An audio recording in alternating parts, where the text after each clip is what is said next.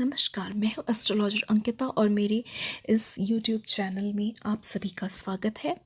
जैसा कि हमने पिछले वीडियो में इस बात पर चर्चा की थी कि वास्तुशास्त्र का विज्ञान से कितना संबंध है और संबंध है भी या नहीं।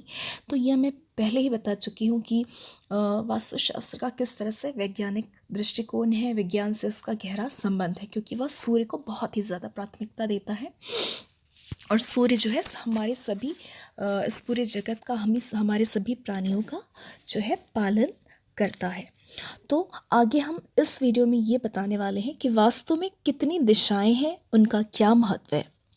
तो वास्तुशास्त्र में उत्तर, दक्षिण, पूर्व, पश्चिम ये 4 मूल दिशाएं तो होती ही हैं। साथ में वास्तु विज्ञान में इन 4 दिशाओं के अतिरिक्त 4 और दिशाएं जिन्हें विदिशाएं कहा जाता है।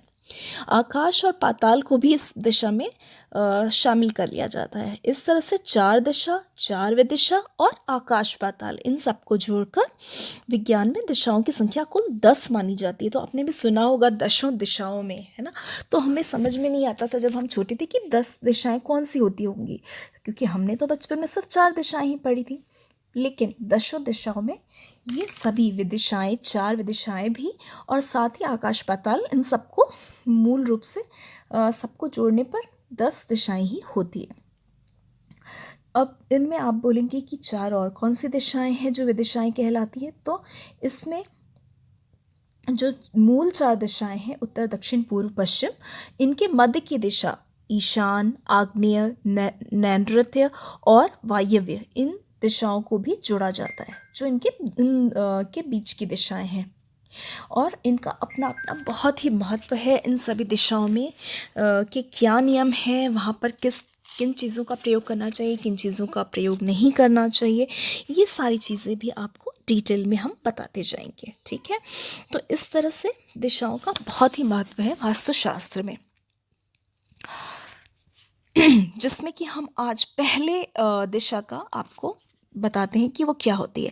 तो आग्नेय जो है दिशाओं के बारे में तो फिर भी आप जानते ही हैं, हम उससे बाद में भी बता सकते हैं, लेकिन अभी जो आप नहीं जानते हैं वे दिशाओं के बारे में, उनको पहले शुरू करते हैं। तो आग्नेय दिशा पूर्व और दक्षिण के मध्य की दिशा को कहा जाता है ना। और अग्नि देव जो हैं इस दिशा के स्वामी होते हैं, इसलिए आग्नेय दिशा इनका नाम है। और इस दिशा में वास्तु दोष हो जाने पर क्या होता है, घर का वातावरण बहुत अशांत और तनावपूर्ण बन जाता है, क्योंकि अग्नि का कार्य ही है गर्माहट, हीट पैदा करना, है ना। तो इसलिए ये जो अग्नि है ये भड़क जाती है अगर इसमें दोष उत्पन्न हो जाए। तो ये आग्नेय दिशा, और इसका नकारात्मक जो प्रभाव इसी रूप में सामने आता है कि घर में बहुत अशांति, लड़ाई झगड़े होना, तनावपूर्ण घर में माहौल रहना, धन की क्षति हो जाना, मानसिक परेशानियाँ, मतलब मेंटल पीस बिल्कुल नहीं रहेगी, कुछ ना कुछ चिंताएं, परेशानियाँ ये सब बनी रहती हैं, ठीक है।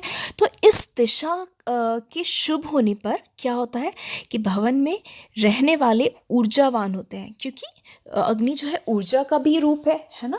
तो इसलिए जब ये सकारात्मक रूप में इसको देखा जाएगा, मतलब कि कोई इस दिशा में कोई आपके घर पे दोष नहीं है, तब फिर ये बहुत ही शुभ फल करने वाली होगी, जैसा कि आपको ये ऊर्जा प्रदान करेगी, जो कि बहुत पॉजिटिव होगी, आपको ऊर्जावान बनाएगी, आप बहुत ही एक्टिव रहेंगे, साथ ही स्वस्थ भी रहेंगे, क्योंकि हमारा शरीर जो है एक ऊर्जा पर ही निर्भर है ना, जो कि हमारी आत्मा है।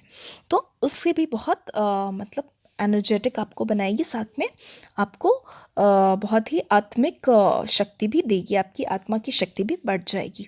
और इस दिशा में रसोई घर का आपने सुना होगा कि निर्माण वास्तु की दृष्टि से बहुत अच्छा होता है आग्नेय दिशा में। क्यों? क्योंकि अग्नि से संबंधित यहाँ कार्य होता है, मतलब भोजन पकाया जाता है। और इसीलिए इस तरह के जितने भी, चाहे होटल हो, चाहे वेल्डिंग का काम हो, या फिर और भी जो भी अग्नि से रिलेटेड जो भी चीज़ें काम होते हैं, वो सब के लिए यही दिशा उपयुक्त मानी गई है।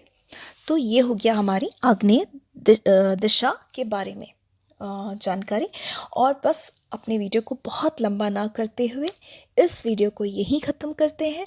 और साथ में आपसे यही रिक्वेस्ट है कि अगर आपको मेरा चैनल पसंद आया हो, मेरा वीडियो पसंद आया हो, तो मेरे चैनल को सब्सक्राइब करें और मेरी वीडियो को लाइक करें। Thank you so much and take care.